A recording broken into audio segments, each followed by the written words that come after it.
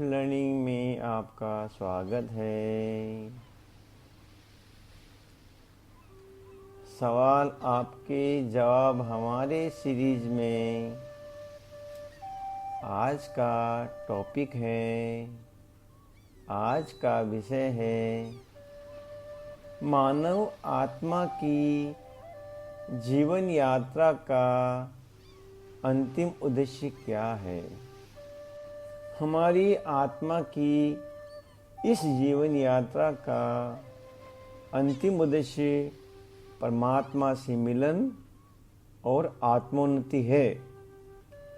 सामान्य जीव जंतु, जलचर, थलचर, नभचर प्राणी और पेड़ पौधे तो केवल खाते हैं, पीते हैं और प्रजनन एवं विकास द्वारा अपनी यात्रा जारी रखते हैं, परंतु मानव को विशेष सामर्थ्य प्राप्त है।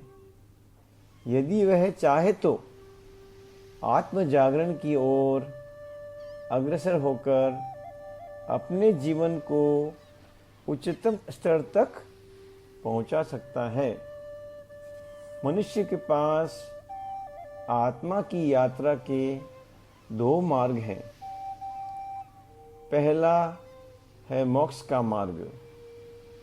मोक्ष का मार्ग यानी अहंकार से मुक्त होकर परमात्मा में लीन होना। मनुष्य अपने अहंकार एवं सांसारिक बंधनों से मुक्त होकर परम बोधि, निर्वाण, मोक्ष या केवल्य को प्राप्त कर सकता है। यही उसकी आत्मा की यात्रा की चरम उपलब्धि है, अंतिम लक्ष्य है। जिस प्रकार कोई पर्वतारोही एवरेस्ट की चोटी पर पहुंचकर शिखर को छू लेता है, उसी प्रकार मानव आत्मा भी इस जीवन यात्रा में मुक्ति प्राप्त कर सकती है और जन्म मरण के चक्र से मुक्त हो सकती है। दूसरा मार्ग है भोग का मार्ग। भोग का मार्ग यानी संसार का अनुभव, लेकिन बिना आसक्ति के।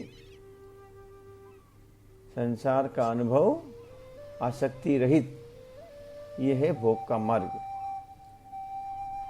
यदि वह चाहे, यदि इंसान चाहे तो साक्षी भाव में स्थित होकर संसार का पूर्ण भोग भी कर सकता है, किंतु फिर भी उसमें आसक्ति न रखते हुए निर्लिप्त रह सकता है। इस प्रकार आत्मा की यात्रा का उद्देश्य केवल और केवल मानव के हाथों में है, मनुष्य के हाथों में है।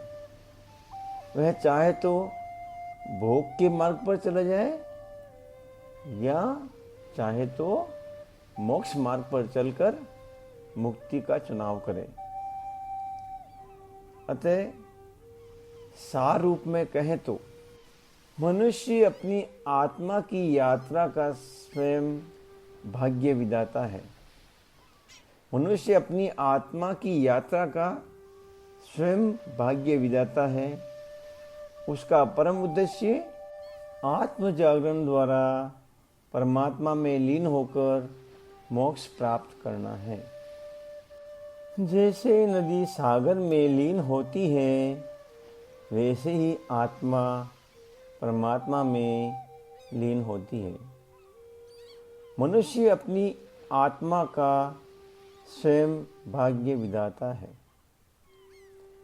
मनुष्य अपनी आत्मा का स्वयं भाग्य विधाता है। मनुष्य अपनी आत्मा का स्वयं भाग्य विधाता है। अतः मानव आत्मा की जीवन यात्रा का अंतिम लक्ष्य है, अंतिम उद्देश्य है आत्म जागरण, मोक्ष या निर्वाण या केवल्य या साक्षी भाव। आत्म जागरण यानी आत्म चेतना की अनुभूति। मोक्ष यानी जन्म मरण से मुक्ति। निर्वाण यानी परम शांति। कैवल्य यानी पूर्ण आत्मज्ञान। साक्षी भाव यानी निष्पक्ष दृष्टा बनना। यही आत्मा की जीवन यात्रा का अंतिम लक्ष्य है। अंतिम लक्ष्य है। अंतिम लक्ष्य है। धन्यवाद, धन्यवाद, धन्यवाद।